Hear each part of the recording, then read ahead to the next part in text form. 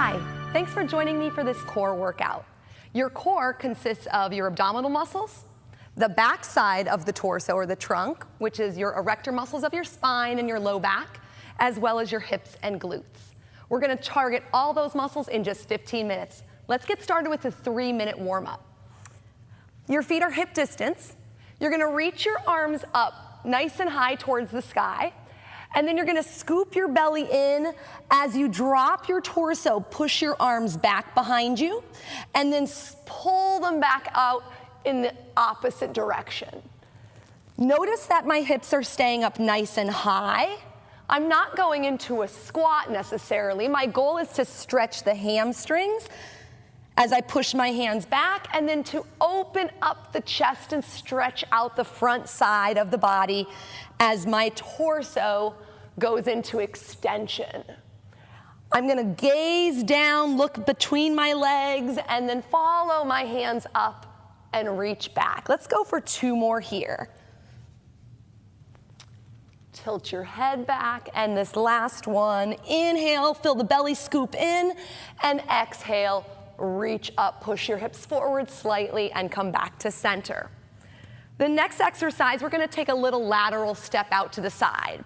You step and bend with one leg, and then reach your arms over the straight leg. It's not really a lunge, it's more like a lateral step. I'm feeling this in my inner thigh of the straight leg. Are you? Couple more here.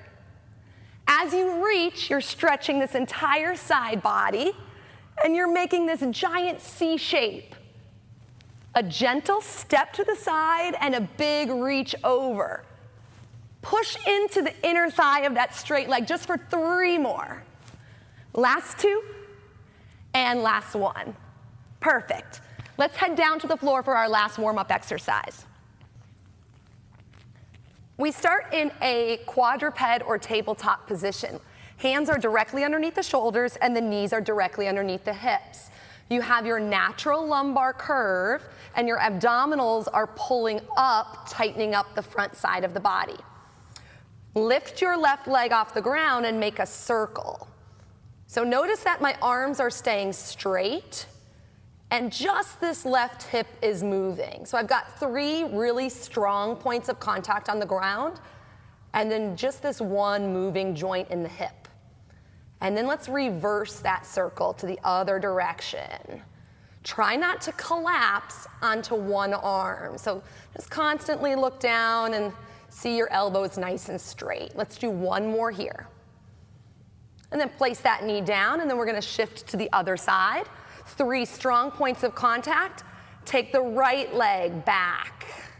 So we're working into internal rotation right now, pulling the knee in towards the elbow. Let's do 1 more, and then reverse it. Keeping strong through those 3 points, trying not to shift the weight. You can see that my low back is pretty stable. If I was to put a broomstick across my low back here, hopefully it would stay there. Let's do 1 more and release it. Okay, we're gonna get started in a series of 4 exercises. If you are on a mat, it might actually be a little bit more comfortable to do this on the floor, especially if your mat would be slippery. So we're moving into a very similar quadruped position, but we're gonna challenge the core a little bit by adding some mobility now. So our hands are underneath the shoulders still. My knees are underneath my hips, so there's just a little bit of space here. Tuck your toes under, and instantly you're gonna feel your abs and your quads fire. I'm gonna look slightly forward, and I'm gonna take a little step. Notice that I step with my arm and the opposite leg at the same time. Based on how much room you have, you can maybe do 3 to 4 steps in a row, and just make sure we're moving in opposition at the same time. Little bear crawl movement here. We're gonna stick this out for about 20 more seconds. Make sure that you don't start reaching your arms out far in front of you, right? You wanna stay directly with your hand underneath your shoulder. Your neck is nice and long, and your abdominal muscles are firing. Let's take it forward 1 more time. You got this. And back. And then when you are done, gently bring your knees down. Well done. We're gonna flip it over onto our backs. Moving into a bridge position. To find a comfortable bridge, just kind of lift your feet up and down a couple times, and they should probably naturally fall in what feels like a position where you can really dig your heels into the ground. Keep your head and your shoulders on the floor. Hands can stay down, level 1. Level 2, once you lift your hips, you can lift your arms up. This is a little bit more challenging for the core. So you can see I'm pushing into the ground with my heels. I'm firing the posterior side of the body, and I'm trying to keep my upper rib cage down on the floor. So I'm not flaring things out, okay? I'm kind of knitted in tightly here. Abs are on, option to have the arms up or down. We're going into this little single leg bridge march. Notice the tempo. The slower you go, the harder this is, because I get to spend more time firing this leg, right? So it would kind of defeat the purpose if we were just going like this as fast as we possibly can. We'd be more likely to throw the rib cage out and start to recruit from other muscles. So we're gonna stay really slow and really controlled. Gently put your foot down on the ground. Try not to even hear a sound. You can work on your breathing and give a little exhale as you pull, inhale as you release. Just a few more here. And just take note on how far your knee is traveling in. Make sure it stops when it's right above the hip. No need to pull it this far in. Our hip flexors tend to be pretty dominant just because of our habits of sitting for so long, so let's just move it into that neutral position. Let's do 2 more. I hope you're feeling it on the back side of the body here. Glutes, hamstrings, and of course your core. All of this and all of this. Last one, and release it down. Slowly move the spine back. Beautiful. Place your hands behind your head, and now we're gonna move into what's called a tabletop position, facing the ceiling. Knees over hips, and then pull the other leg up to match. Now you're gonna lift your head into flexion of the spine, and notice that my ankles are lined up with my knees are over my hips. I'm gonna slowly lower one heel down, let it just kiss the ground, and then lift back up. It's kind of opposite of what we were just doing. So now I'm working the anterior side of the body. My abdominal muscles are shaking right now as I slowly drop that foot down. Notice that the knee is still bent. I'm not pressing out. I'm just simply lowering down. Now there is a progression, if you'd like, where you actually do push out and pull back in. But notice the pace is just as slow as the previous exercise. I'm sliding that leg out, I'm using my lower abdominal muscles, and I'm pulling back in. Make sure that your low back feels engaged onto the floor. Let's go for 3 more here. Can you give an exhale as you push your leg out? And remember, this is the progression. You can always be right here with the bent knee. And last one. Beautiful. Put those feet down. Take a moment, we're gonna roll over onto our side. The last exercise in this series is a clamshell. So notice that I'm lying all the way down on the mat with my head resting in my hand. My hips are stacked. I want you to think about taking a nail and drilling it from this side of your hip, and that nail would go all the way directly through the other hip. So try not to lean or shift forward, or oftentimes the deviation is that this bottom hip tends to slide out too far. And then when we move into this clamshell, we feel like we're rolling backwards. So really stack yourself, pull your knees up a little bit, and have your ankles lined up near your glutes. Your hips are stacked, and you're just gonna open up your knees, creating this little clamshell. Now we're working the side glute, an often underutilized muscle. So this could be pretty challenging for a lot of people. It's really actually a great physical therapy exercise for rehab. We're gonna do a couple more here. Notice that my feet are staying together, And I'm not trying to create a huge range of motion. I'm just listening to my body, and as soon as I can feel all of these muscles engaged, that's it. I could go further if I did this, but that would defeat the purpose, right? Abs are tight, and just work this primary area. Let's do one more here, and release it. Good. Okay, so then we're gonna flip it to the other side and finish off on this side. Knees are stacked, feet in line with your hips, head in a neutral position. Now, I can even tell I am a little bit more mobile on this side. I've had a pretty chronic hip issue, so I could tell my mobility is bigger, and this doesn't feel as tight to do it. So take those notices in your body, and you'll get some good information on where you need to spend some more time with your roller and in other recovery strategies. Let's do about 4 more here. If you can dial in your breathing, exhale, lift the leg, and inhale, lower back down. We're doing 3 more. Make sure you don't roll back. Last 2, and last 1. Okay, so that was all 4 exercises for that series. Now we're gonna progress things a little bit. You're gonna see that it's a variation of the exercise. Now earlier I mentioned that mobility in that bear crawl was gonna make it actually more challenging, but now you're gonna see how sometimes stability can make things more challenging. So you can stay on your mat for this one if you'd like. I would just recommend having your toes off the back if it is slippery. Your hands are underneath your shoulders, your knees are under your hips. Same setup as the bear crawl. I'm gonna tuck my toes under and instantly feel my abdominal muscles turn on. I'm gonna take my right arm and I'm going to reach forward. Put it back down gently. As I'm reaching the arms, I'm trying to stabilize the whole body. Then I push the leg back. Place it back in gently. Notice that my neck is staying in a neutral position. We fire the core, slowly push the arm out, place it back. Take your left arm out, place it back. Kick your left leg back. Lead with your heel, turn on the glute, place it back, and then right leg. We're gonna do 1 more series.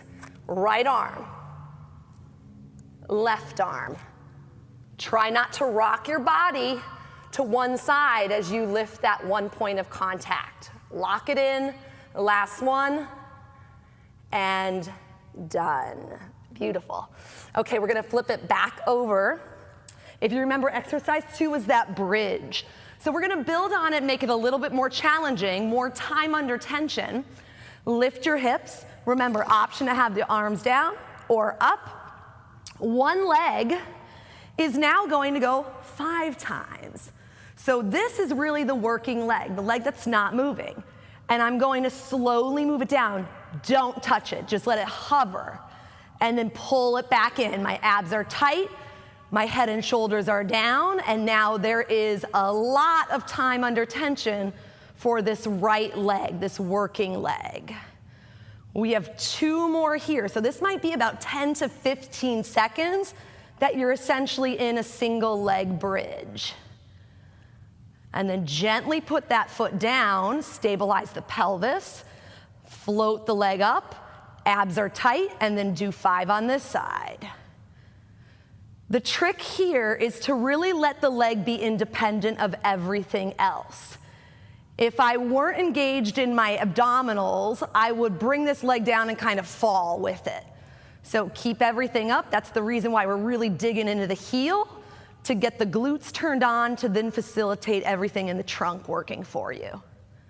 Let's do that. Last one, gently put it down. We're gonna do 5 more on the other side to finish it. Float the leg, slowly lower down, inhale, exhale, pull.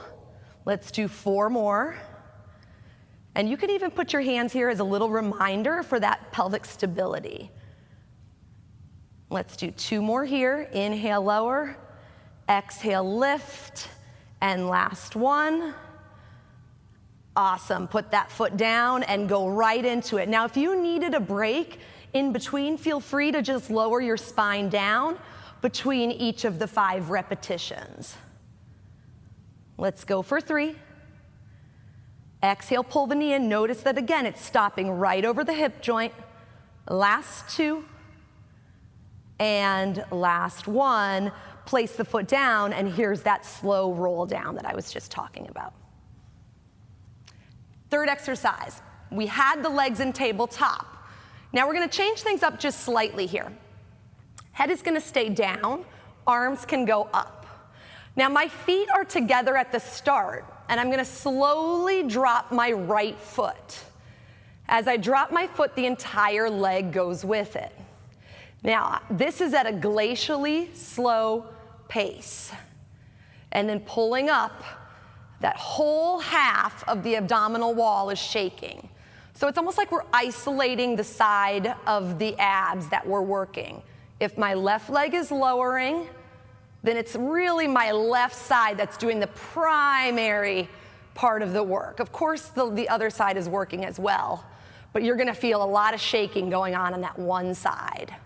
I want you to relax this leg. Try not to use your hip flexor, especially in this up phase. The tendency is to do it faster to get it over with, but that's not gonna help you here, guys.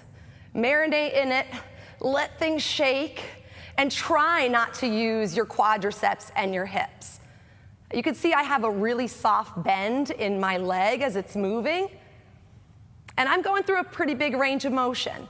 If that feels bad for your back, you could simply just stop right here. Wherever you start to feel your hips tilting forward and you go, oh, I have to put my hands under, that's really defeating the purpose of building strength in the abdominals. You don't go as low, or you can possibly just make this a little bit more of a knee bend and float down like we did earlier. And you'll feel that this feels a little differently than the previous one with my knees bent, because my head isn't up off the ground. Let's do one more. Slowly lower. I'll take it back to the full range of motion for this last one. And then slowly pull it back up. Things are shaking. And release it. Okay, we're so close. We're gonna flip it over one more time for clamshell 2.0. This one is done with your forearm on the ground, so a little different setup. The hips are still stacked, the knees are stacked, but watch the difference, okay? So now I'm gonna push off this bottom knee and lift up. That's level 1, okay? But now watch what happens to this leg. We lift it, rotate it, and then close it. As I push into the clamshell, I'm bringing my hips towards you, and I'm rotating that knee up. And then I'm slowly closing the clamshell and kind of pulling things back. So I press up and out, and then close the clamshell, protect it. Lift up, and release. I like to look at this knee because it really helps me move into external rotation at the hip. So I turn the knee up almost as if there was a headlight right on the top of the kneecap. And let's do one more here. Exhale, lift. Inhale, release. We're gonna flip it on over to the other side. Stack things. My elbow's right underneath my shoulder, and we move from here. Exhale, lift. Look at that kneecap going up. Inhale, pull. Exhale, push your hips out. Inhale, pull in. Notice that I am touching the mat every time with my bottom hip. It's that moment where your tension goes away and it prepares you to fully engage. Exhale. Inhale. Let's do 2 more, guys. You got this. Exhale. Inhale, and 1 more. Exhale, and release it. I hope you are feeling as awesome as I am. Got a good sweat in, 15 minutes, core's fired up. Have a great rest of your day.